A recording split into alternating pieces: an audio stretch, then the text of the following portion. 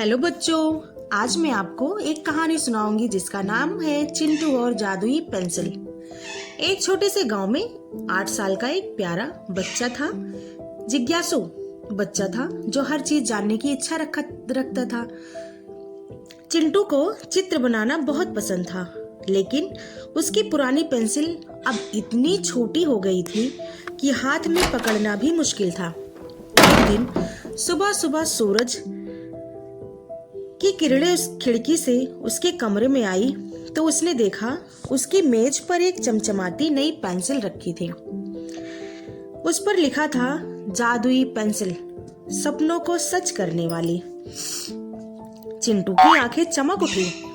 उसने पेंसिल उठाई और सोच में पड़ गया। क्या सच में ये जादुई है? उसने उत्सुकता में एक बिल्ली का चित्र बनाया।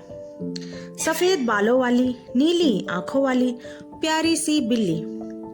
जैसे ही चित्र पूरा हुआ, वो बिल्ली कागज से उछलकर असली रूप में मेज पर आ गई।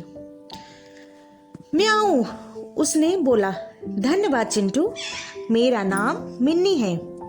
चिंटू हैरान हो गया। वाह, ये सच में जादुई पेंसिल है। मिन्नी बहुत चतुर थी। दोनों जल्दी ही दोस्त बन गए। वो बातें करते, खेलते और नई नई चीजें बनाते। एक दिन चिंटू ने सोचा, अगर ये पेंसिल से चीजें जिंदा हो सकती हैं, तो मैं सूरज को थोड़ा पास लाकर गर्मी कम कर दूं। उसने कागज पर सूरज को थोड़ा छोटा और ठंडा बना दिया। लेकिन तभी मुसीबत आ गई। आसमान में सूरज की रोशनी कम हो गई।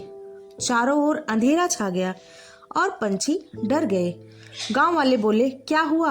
दिन में रात क्यों हो गई? चिंटू घबरा गया। उसने मिन्नी से कहा, अब क्या करें? मिन्नी बोली, तुमने सूरज को बदल दिया है, अब तुम्हें उसे वापस ठीक करना होगा। चिंटू ने तुरंत पेंसिल उठाई और बोला, प्रिय सूरज देव, माफ कर दो, मुझे समझ नहीं था कि रोशनी की क्या महत्व है।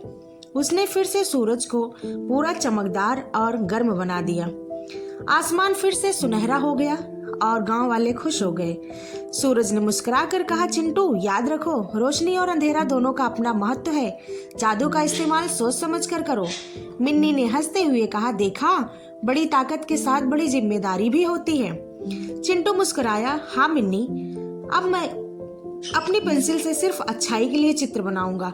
उस दिन के बाद चिंटू जादुई पेंसिल से गांव के लिए सुंदर बाग, पेड़ पौधे और बच्चों के लिए खेल के झूले बनाता रहा।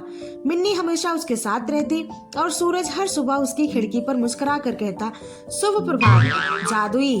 चिंटू, सीख, जादू या ताकत का सही उपयोग हमेशा दूसरों की भलाई में करना चाहिए, नहीं तो वही जादू परेशानी बन सकता है। बच्चों, कहानी आपको कैसी लगी? आई होप अच्छी लगी होगी।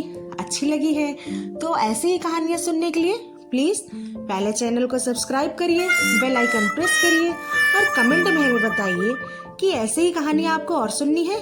मैं रोज आपके लिए एक कहानी लेकर आऊंगी। चलते हैं, बाय बाय। एक नए वीडियो के साथ मिलते हैं। बाय।